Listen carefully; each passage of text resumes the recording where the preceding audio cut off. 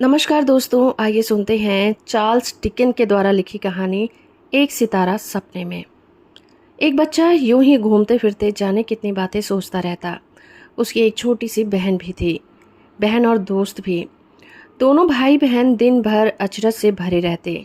उन्हें फूलों की सुंदरता पर आश्चर्य होता था। उन्हें आसमान की ऊंचाई और नीलेपन पर आश्चर्य भी होता था। उन्हें चमकते पानी की गहराई पर आश्चर्य होता था। उन्हें ईश्वर की अच्छाई और शक्ति पर आश्चर्य होता और उसकी रची हुई इस दुनिया पर भी आश्चर्य होता। वे अक्सर एक दूसरे से कहते कि अगर दुनिया के सारे बच्चे मर जाएं तो क्या इन सबको दुख होगा। उन्हें यकीन था कि वे जरूर दुखी होंगे।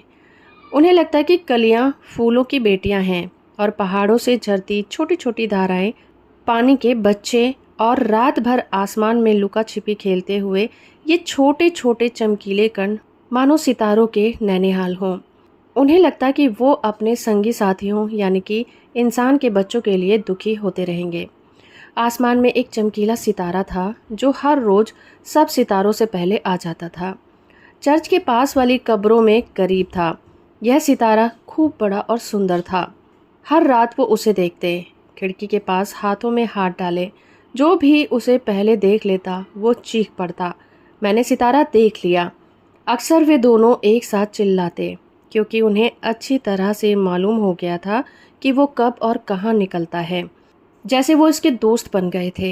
रात को बिस्तर पर जाने से पहले भी एक बार उन्हें जरूर देखा थे, जैसे उसे गुड नाइट कह रहे हों। जब बिस्तर पर जाने के लिए मुड़ते तो कहते, भगवान जी आप इस सितारे का ख्याल रखना। एक बार उस बच्चे की बहन कहीं से गिर पड़ी। गिरने के कारण वो नन्ही सी जान इतनी ज़्यादा कमज़ोर हो गई कि रात को खिड़की पर खड़ा होना भी उसके लिए मुश्किल हो गया था। उसका भाई उदास सा बाहर देखता रहता। जब उसे तारा दिखाई दे जाता तब वो अपनी बहन के पास आता और कहता, मैंने सितारा देख लिया है। उस पीले मुरझाए चेहरे पर एक मुस्कान खिल जाती और वो कहती, भगवान जी मेरे भैया और उस तारे की हमेशा ख्याल रखना। जल्द ही वो समय आ गया जब बच्चा अकेला ही उस तारे को देखने लगा, क्योंकि उसका वो मासूम साथी चेहरा अब उस बिस्तर पर भी नहीं था। हाँ, कब्रों के बीच एक छोटी सी कब्र बन चुकी थी। जब सितारा अपनी किरणें बिखेरता हुआ आसमान में आता तो बच्चे की आंखें आंसुओं से भर जाती। अब ये किरणें इतनी ज़्यादा चमकीली होने लगी थीं कि आसमान से धरती पर एक चमकते हुए रास्ते जैसी लगने लगी थीं। एक दिन जब बच्चा अकेला बिस्तर पर गया, उसे उस सितारे का सपना देखा। उसने एक ट्रेन को फरिश्ते के चमकते हुए रास्ते पर उसकी तरफ जाते देखा। देखते ही देखते सितारे ने खुलकर बड़ी सी रोशनी का रूप ले लिया। उसने देखा कि वहाँ और भी बहुत से फरिश्ते थे जो लोगों का स्वागत कर रहे थे। ये सारे फरिश्ते लोगों को चमकती हुई आंखों से देखते, नेह से चूमते और फिर उस विराट रोशनी की ओर अपने साथ लेकर चले जाते। बच्चा इतना खुश था कि खुशी से रो पड़ा। उनमें से एक को वह अच्छी तरह से जानता था। वही एक नन्हा बीमार चेहरा जिसे वो बिस्तर पर देखा करता था, अब जैसे चमक से भर उठा था। उसे उन सारे फरिश्तों में सबसे प्यारी अपनी बहन ही लगी। उसकी बहन ने फरिश्ता लोगों को बटोर कर लाने वाले सबसे बड़े फरिश्ते से कहा, क्या मेरा भैया अंदर आ सकता है? नहीं, उसने कहा। वो मुड़कर देखने लगी। बच्चा अपनी बाहें पसारे चिल्ला रहा था, मैं यहाँ हूँ, मुझे भी ले चलो मेरी बहना। उसे लगा कि वो सिर्फ धरती से ही नहीं, आसमान और सितारों से भी जुड़ा हुआ है। आखिर उसकी बहन अब फरिश्ता बन गई थी। उसके कुछ समय बाद उसके घर में एक नन्हे से बच्चे ने जन्म लिया और वो खुद बड़ा भाई बन गया। लेकिन जल्द ही वो नया सदस्य भी अपना बिस्तर खाली छोड़कर चला गया। बच्चे ने फिर वही सपना देखा, वही खुलता सितारा, वही इंसानों से भरी हुई ट्रेन, चमकती आंखों से देखते हुए फरिश्ते। उसकी बहन के फरिश्ते ने सबसे बड़े फरिश्ते से कहा, मेरा भैया आ गया। फरिश्ते ने जवाब दिया, नहीं, वो नहीं, दूसरा। जैसे ही उसने अपने भाई को गोद में उठाया वो चिल्ला पड़ा, ओ बहना देख, मैं यहाँ हूँ, मुझे भी ले चलना। वह मुड़ी और मुस्कुराई। सितारा जगमगा रहा था। धीरे धीरे बच्चा बड़ा हो गया। एक दिन जब किताबों में व्यस्त था कि बूढ़ी दादी माई आई, उसने कहा, तेरी माँ नहीं रही बच्चे। उस रात फिर से उसने वही सितारा और सपना देखा। उसकी बहन के फरिश्ते ने सबसे बड़े फरिश्ते से कहा, क्या मेरा भैया आ गया? फरिश्ते ने कहा, नहीं, तुम्हारी माँ।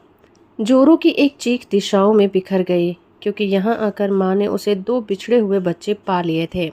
उसने अपनी माँ, भाई और बहन की बाँह खींचते हुए कहा, मैं यहाँ हूँ, मुझे भी अपने साथ ले चलो।